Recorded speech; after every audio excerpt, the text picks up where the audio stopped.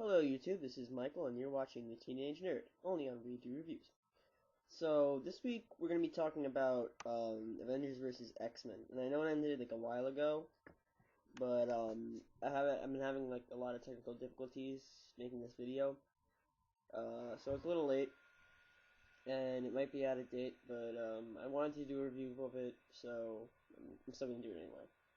So, Avengers vs. X-Men, what can I really say about it? Well, they started talking about it in June. It may have started in July, but they definitely started talking about it in June. And when it first started coming out, I was actually kind of excited. Like, me and my friend were competing to collect them, and like I was liking it the first 5 issues. And I have a problem with the first 5 issues. They're the best storyline wise, but I really dislike that artist, and like that's just my opinion. I know I probably couldn't do any better, but I don't really like his I don't really like comic books with his art in it. They just don't feel very comic booky or like very superhero-y. That might sound a little that might not make much sense. I don't know how else to put it, but I'm not a big fan of his illustration. So I didn't like the illustration, but the storyline was okay. What it was that Hope, or the Messiah of the Mutants, as they call her, the Phoenix Force is coming for her, and the X-Men are like, "Happy day, this is gonna save us," and the Avengers are like, "Hold up now." I remember last time this happened, and that wasn't good. And you pretty much see the conflict where it's pretty much like the X-Men kind of started technically. I don't want to pick any sides here, but the X-Men were the one that were like, were the ones that were all like, you know, not telling anyone what they were doing. And the Avengers were also kind of stupid for thinking they could hide Hope or protect her. Well, regardless, a fight springs out, and there's a lot of mass battles that you see. They don't really get into it, which is another thing. Like, they didn't get into the action. But around issue 5, things start to go down. And when I say start to go down, I don't mean, yo, stuff is going down. I mean, like, downhill. Why? Well, because after issue 5, they started changing the writers every issue, and that was a good thing in the sense that they got all their best writers at Marvel to do a story. But the thing was, when you have all those different writers in one series, one issue after the other, none of them want to go in the same direction with the series. They all want to set a precedent for the other writers. So one will be like, "All right, we're gonna go in this direction." And the other one will be like, "No, no, no, I want to go in this direction." And it gets confusing, and it feels like the issues are fighting each other. Like, for example, I have them in front of me. Issue 9. Issue 9 has this whole story about Spider-Man and how he's, and how, like, he makes his ultimate sacrifice. Well, not ultimate, because he doesn't die, so I guess it's not ultimate. Am I looking at the right issue? Yeah, it's the right issue. So he makes his sacrifice, and, you'd think that in the next issue they'd all be like, "Oh, thank you, Spider-Man, you saved us all." But no, the other writer was like, "I don't want to talk about this story, I want to write my own story." So then issue 10, all of a sudden we get a story that revolves more around the X-Men. And this was a really crappy one when I look back at it. This was one of the crappier ones. I didn't like this one at all. Yeah, so entirely different direction for each one, and that just got really annoying. And another thing that I had a huge problem with is the fact that all the different artists have a different vision of how Hope Summer should look. So, like, you'll notice in, sorry, I got, like, all of them in front of me. Gotta pick and choose here. I'm not gonna waste your time. Issue 7.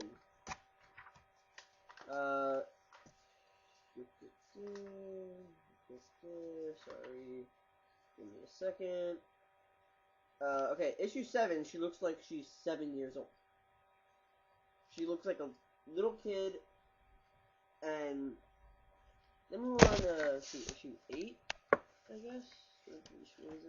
Issue 8. She even in issue 8? Sorry about this. Yeah, issue 8, they have her looking like a grown woman. So, like, some artists will depict her as a little kid, some as a grown woman. And that gets so confusing. Like, it's a little thing, but it makes a big difference, let me tell you, when you're, as a reader. It made a big difference for me. So, I guess, on a scale of 1 to 5, I would give this, 2.5 stars.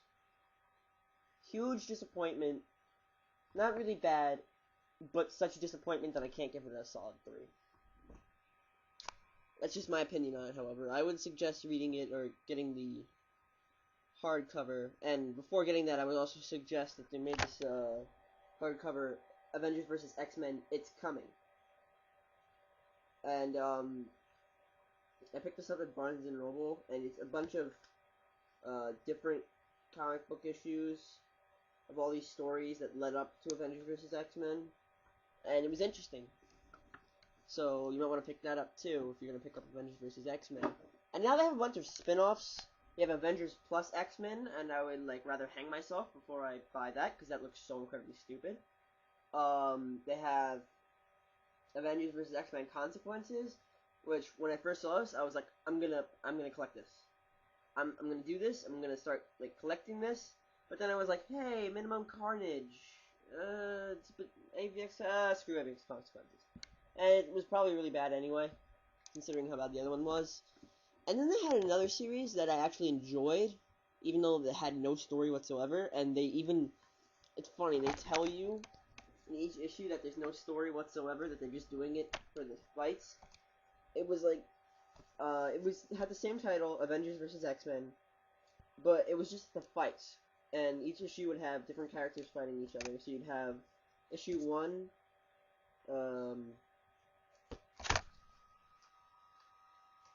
issue 1 you had Namor fighting the Thing, and then in issue 2 you had Spider-Man and Juggernaut and Captain America and Gambit. And then issue 4 you had Black Widow and Magic and Colossus and the Thing. And then what am I up to? I don't even want to count.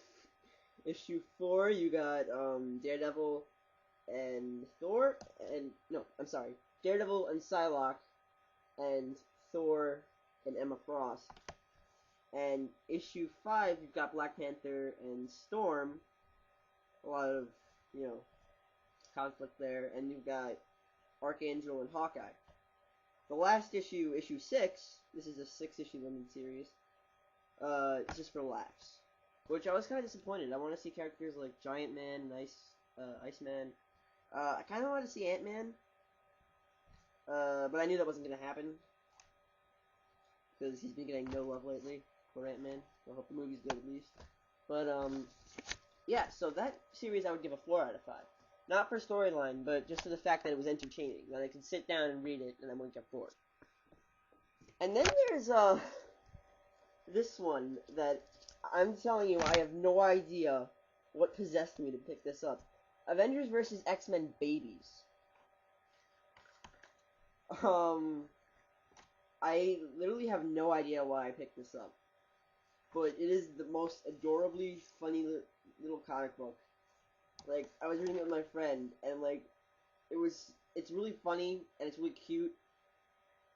Just pick it up. Even if you're not a comic book fan, you would love this. If you just watched the Avengers, you saw the movie, and you picked up this comic book, you would, it's hysterical. So, yeah, that one gets 10 out of 5, just because it was so freaking adorable. I don't care. 10 out of 5. It's a hell of a lot better than the actual series. But, so that's it for this episode. Next week, I'm going, or I don't know if it's gonna be next week or a week from now. No promises. But I'll be talking about one of two things: Minimum Carnage or the Amulet series. Now, Minimum Carnage, I still haven't picked up the last one or the first one. So, I didn't want to do that. But it's more likely that I'll do that than the Amulet series, because Amulet, I've only read the first two issues. I haven't really caught up in the series, which I've been meaning to. I really, I love that series. But, so either Minimum Carnage or Amulet, most likely Minimum Carnage. And, so that's it. See you guys next time.